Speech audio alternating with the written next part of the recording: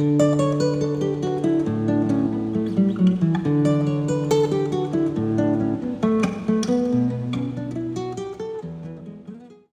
how you doing? Tim Warner here.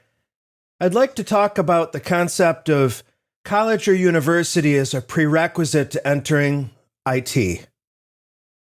Historically, the thought was you graduate from high school, and if you're privileged and fortunate enough to go to college, you do that with the idea of the career in mind, and you plan your major to that career. You graduate, you enter that career, live happily ever after.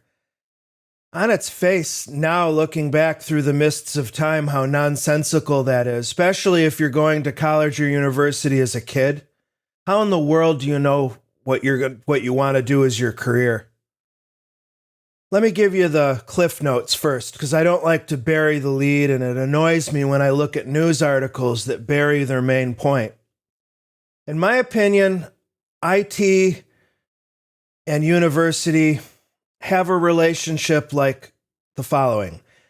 I see that a college degree, an accredited college or university degree, whether it's 2-year, 4-year, or graduate, tends to be, understand this is just my opinion, take it or leave it, tends to be a human resource / people ops checkmark. In other words, something to get you past that initial screening. Chances are there's a whole bunch of resumes and cover letters that come in for a position. Does the candidate meet the bar? And if one of the listed bars is a university or college degree, this person has one, this person doesn't. I'm not going to read any further. The one without the degree goes away. We keep the one that is. So is the college or university degree valuable in that regard? Oh yeah, and could spell the difference between you getting a tech interview or not. Now, one of my big themes in career development is professional networking. I don't think we'd call it cheating the system, that if you know somebody, you may be able to, sneak around a requirement like a college or university degree if you don't have one. Certainly I have friends in the industry who are wildly successful without a college or university degree. I always like to throw in there that I understand that there's a certain amount of privilege that's required for somebody to be fortunate enough to go to college or university. It's not available for everyone everywhere. So, compliance checkmark. Well, college or university is a lot of money and it's a lot of time just to get over an initial screening for a tech interview or a general purpose candidate interview for an IT position. What's going on with that? Is it not worth it then? Maybe I should scratch the idea of returning to college or university to get a programming degree or whatever, information systems, whatever. Well, no, on the other hand, I'm a huge, enormous proponent of college or university. To me, self-improvement and education in particular are things, I hate to use such a generic term, that are worth any amount of money. To me, there's no budget for self-development and education. And if you can do it, please do. Even if you don't know what you're going to college or university for exactly. In my experience at university, it wasn't the academic education that was the point. It was the life education that I experienced by going through that process. I'm not a veteran. I'm sure the same thing applies to military service as well. It's a full life-shaping experience.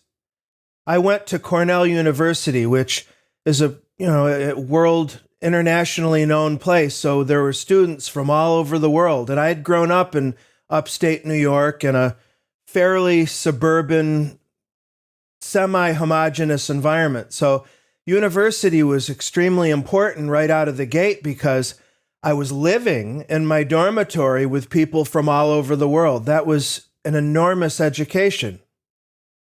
I majored in biology. Now, I like the hard sciences, but I'm really not that good at it. And I don't have the deep and abiding interest in it that I do in information systems. So I guess I'm an example of proof that you don't have to go to college or university and major in a particular discipline in order to qualify for membership in the industry. No, I think I mentioned it in another video. I thought that I was going to become a family practice physician. I thought I was destined for medical school, residency, and life as a doctor. And I didn't get into med school. And it was crushing at the time, but in hindsight, I'm at peace with it because I feel confident in my heart I don't have the interest, the aptitude, and I wasn't willing to invest the time in mastering the hard sciences and the health sciences, as much as I respect that discipline and those in it. Got a lot of nurses in particular in my extended family tree. So yeah, university for me wasn't about the academics. I mean, when I think of all the courseware I've done in university, what I think was the most useful to me, frankly, were the courses I did on public speaking. And I did those as pure enjoyment electives. They weren't part of my degrees at all. But those really did help me. And in grad school, some of the core education courses and instructional design courses, those were useful. So, I mean, I don't want to throw the baby out into the bathwater. If you're looking at a highly specialized advanced discipline, like let's say you're interested in artificial intelligence and you really want to go in, not on consuming pre-built models, but making your own. So that does involve really high-level statistics and math and programming. Those are things you definitely would have an opportunity to deep dive in. And depending on the university or college that you're at, you could get a very great training and background in those domains. To a degree, programming, maybe more, I would say, towards hardware engineering. You see, again, I went to an enormous university. I worked at Vanderbilt University here in Nashville. So I have some familiarity with the slow moving bureaucracy of a college or university. And that would trickle down even to a smaller liberal arts college. And so when you've got all of that machinery moving so slowly on one hand, and then you've got IT moving at a blinding speed on the other, historically there tends to be a disconnect, sometimes a profound one, between the currency of the IT that's happening at college and university classrooms and what's happening out in the real working world. So if it came down to that, where you just need to learn quickly and you want to get right up on the edge of technology, I would say that, there's boot camp type experiences. Vanderbilt here in Nashville has begun offering IT boot camps in software, in information security, systems administration, where they move much more agilely. They're not subject to the long running constraints of a university and so on and so forth.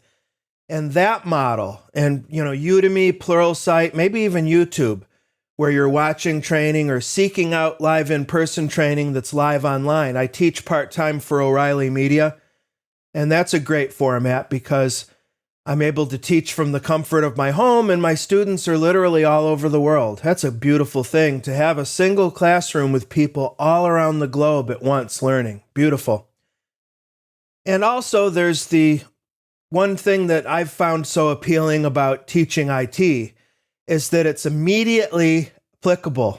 I'm teaching people skills that, for those that are already in the industry, turn right around and apply maybe that day, that moment. I love practicality and that immediacy. With college and university, especially if you're a young kid, by default, you're air-gapped from the world, unless your university is really progressive and they have you out doing internships earlier rather than later, of course. But generally speaking, when I was in college, I was in a big bubble. And I mean, I hadn't been in the industry full time, so I had no idea what to expect. It can be problematic. So I know what I would do if I worked for a university. I know what I would emphasize if I were working for a university today. I'm not sure how much ground I'd cover because of that slow moving, it's always worked this way, so if it ain't broke, don't fix it kind of mentality. Does that sound familiar to you? I know it's not endemic only to higher education, but let's see if I'm missing anything. I think that's the main thing I wanted to say. Generally speaking, I don't see university as a prerequisite to IT. In practice, it tends to be a checkbox to get you past an initial screen and into an interview process. Some IT is so specialized or advanced where it would make sense logically to get a higher education degree. But for me, in my experience, college university is much more about the life experience than it is about the actual academic discipline under consideration. Hope you found this lesson useful. See you next time. Thank you.